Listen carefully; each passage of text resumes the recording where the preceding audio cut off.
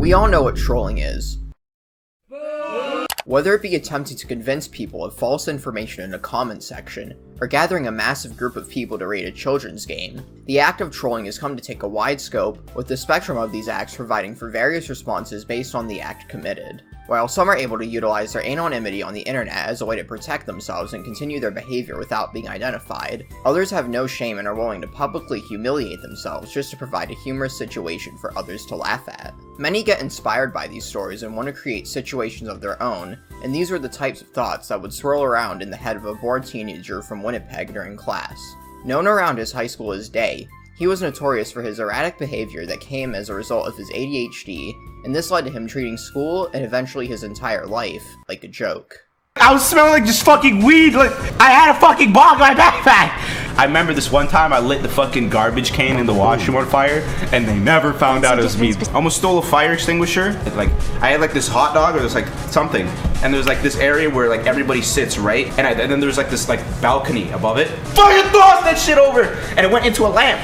So that hot dog's probably still in that lamp to this day. Though these stories may seem funny, the dire reality was that Day had a rather depressing life. He spent much of his time alone and on the computer, constantly being misunderstood and rarely ever treated with genuine respect. By 2016, Day had begun to struggle more than ever with school, leaving him believing that he had a dark future ahead of him. This would change when his father invited a friend over, a prisoner of war turned pharmaceutical salesman. His name's Anna. He's a guy. He's a nice guy. He literally came to my door, me being awkward like 14-year-old. I opened the door. Yo, so I heard you good with the computer. It's like, yeah, and I want him to fuck off, right? Because I was like, oh shit, my dad's friend's here. So he comes in my fucking tiny room, tiny ass room, and he just sits down on the bed and he starts talking to me, having a conversation. He broke the ice. Like legitimately, he's such a nice person. He just wants to help people. With Anna's life advice and motivation, Day would gain back a lot of the passion and creativity which was sucked out of him through the school system, and this led to him formulating a new plan for his life. Being inspired by LolU1337, Day created a YouTube channel, registering the name Twomad on April 2nd, 2016. Little did he know how quickly he would achieve success.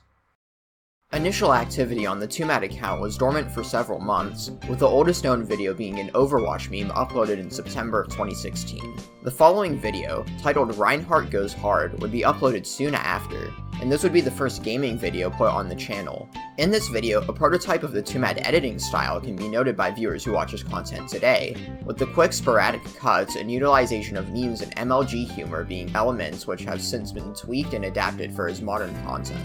In the coming months, the Twomad channel would see more Overwatch videos, and these would start to pick up traction due to their uniqueness within the community, gaining him a few thousand subscribers in the process. Day had noted this and would continue to engineer his content, and on May 4th, 2017, he uploaded a video which he believed would go viral. So I was living with this guy, and he was like, all right, bro, I heard you're good at computers. All right, you're fat. Let's work out. So he's my role model. I told his ass, yo, I'm making this video. I had no subs, but I knew at this moment, bro, I'm making this video about Lucio. It's where I jump around like fucking retard. And I think once I do it, I will blow up like crazy. And he's like, okay, bro, absolutely.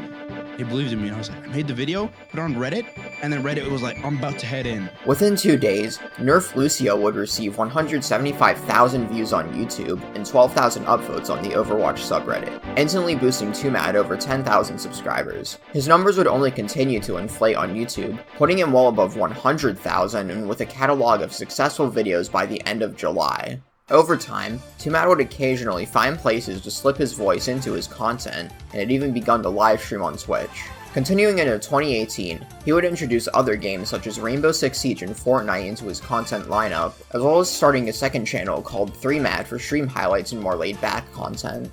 Having now dropped out of school, uploads to his second channel would overtake his main, with him branching out and making many friends in the YouTube landscape, even being able to put together 2 Siege tournaments with the contacts that he had built up.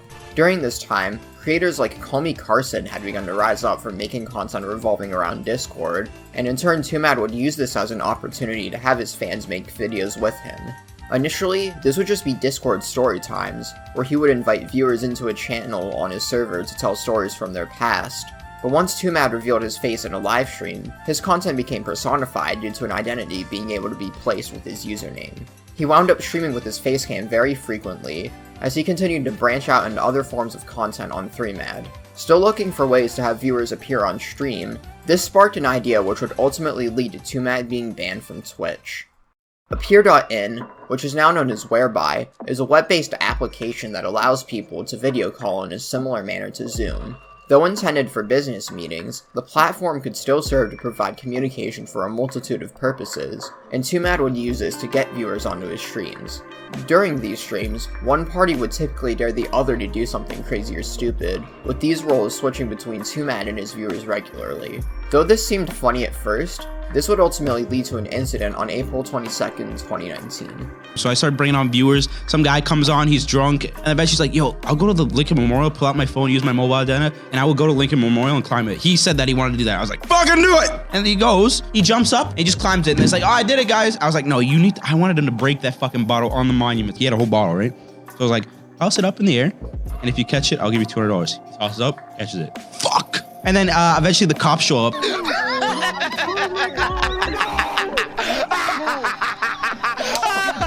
The next day, Twomad woke up and saw that he was indefinitely banned from Twitch, and so began the pitiful downfall of his career.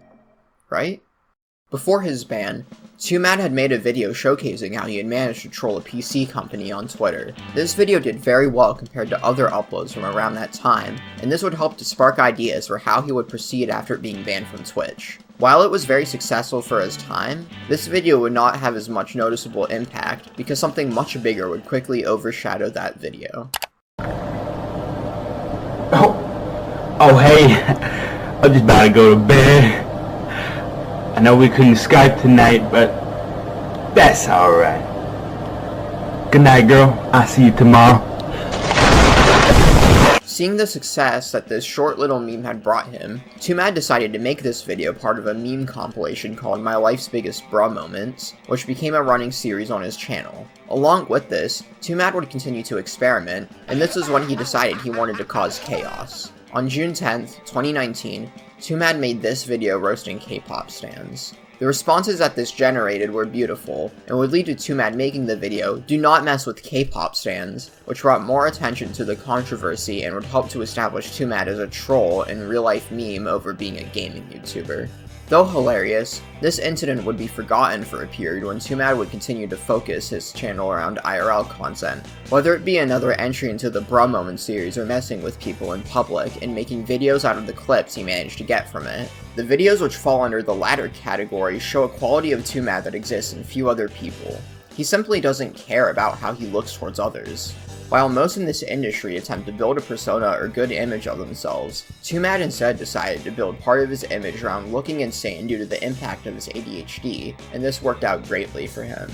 With his experiences being a victim of racism, Twomad would channel his Ethiopian roots into creating characters like Brother Osas, adding a layer of satire to his content as well. For the rest of 2019, Twomad would continue producing IRL content and would smoothly sail to 1.1 million subscribers on the now rebranded Twomad 360 and 778k on the new main channel. While Twomad had uploaded another K-pop video late into the year, this video would essentially be forgotten, and it wouldn't be until January 28th, 2020 before the stans took charge again. Though only 11 seconds in length, the contents of this video were enough to cause a complete shitstorm between Twomad and the K-pop stans. The stans would engage in internet warfare, with many of them sending threats to deplatform him and a few even being willing to end his life. In typical Twomad fashion, he would respond by making a video about the situation, showing the multiple reports he received in his email, as well as an actual court summons that someone attempted to file. That's right. K-pop stans were genuinely willing to sue Twomad over a joke.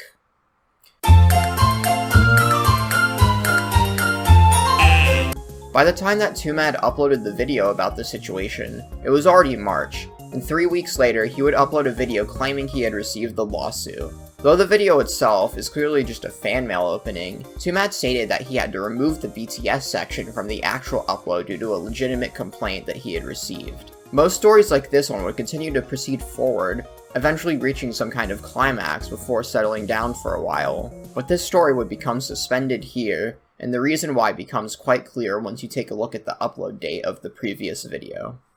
In March of 2020, the COVID pandemic was in full swing, essentially shutting down the world and claiming countless lives in the process. This caused schools to move their classes online, with synchronous courses being operated through video calling application Zoom. Having little time to prepare for such dire circumstances, it's expected that at least something would go wrong during online school. Little did some teachers know that they were in for a world of hurt. On Zoom, the way that people connect to meetings is through entering a room code and a password, and anyone with access to both of these can join into any session they want to. Hypothetically, this system could work really well, but in practice, the factor of people leaking the code to a third party quickly shows the issue with trusting millions of teenagers and young adults who, let's face it, don't want to be here.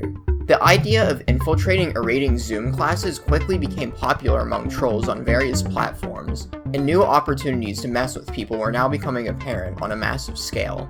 Many YouTubers, wanting to entertain their audiences, would see this as an opportunity to make some quality content. In tandem with the character lineup he had built, Twomad would also engage in this practice, and he would wind up creating some of the best videos and live streams to grace the internet in 2020. Wait, look at that spider there. Spider cock! Spider cock! Do you have a Mac or Windows? I have a Chromebook. I am Ashashamya from Wuhan University. So what are we learning today? Does anyone want to tell me I come to class late? For the next couple of months, Twomad would continue to spend his time harassing teachers, shooting him above 1 million subscribers on his main channel and gaining him a completely new type of audience. Every time Twomad streamed Zoom raids, he would have over 10,000 concurrent viewers on his live streams. While this was all going on, drama surrounding Twitch streamer KyotoCommentates had been taking place. During this time period, the narrative was that Kate had cheated on Call Me Carson with several men, though upon inspecting this with a finer lens, I have since come to the conclusion that most of the accusations levied towards Kate don't even fit into the time frame of when she was interacting with Carson. Let's discuss Twomad's role in this controversy. Throughout April and May, Twomad would obsess over this girl, making memes, raiding streams, and even getting viewers to mod her into Minecraft.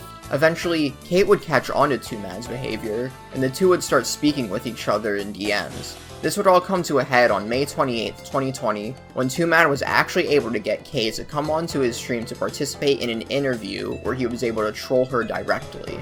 Though we did get clarity and genuine answers to a lot of questions, this information was all packed behind the many questions that Twomad asked to intentionally derail the conversation. These instances included asking if Fitz was packing, and pulling up a boyfriend tier list while knowing Kate was watching the stream. Throughout the remainder of 2020, the two would actually become friends and occasionally make content with each other, and this would be the first modern instance of Twomad collaborating with a specific YouTuber to troll them while also establishing a real connection in the process.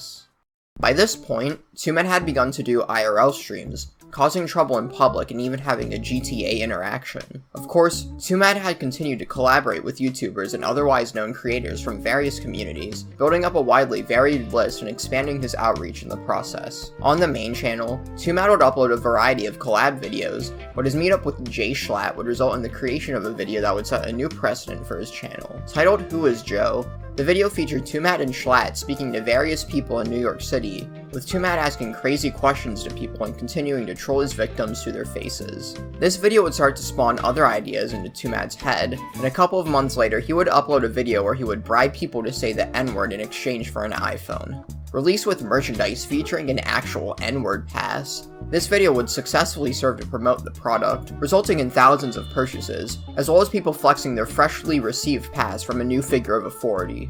One kid, who was in school at the time, would end up getting in trouble for having the pass on him. Deciding to post it to the Twomad subreddit, the man himself would see it and establish contact with the user on Instagram. After a bit of talking, Twomad would end up being given the phone number of the school's principal, where he would end up trolling the shit out of her as part of the first episode of a new vlog series he created.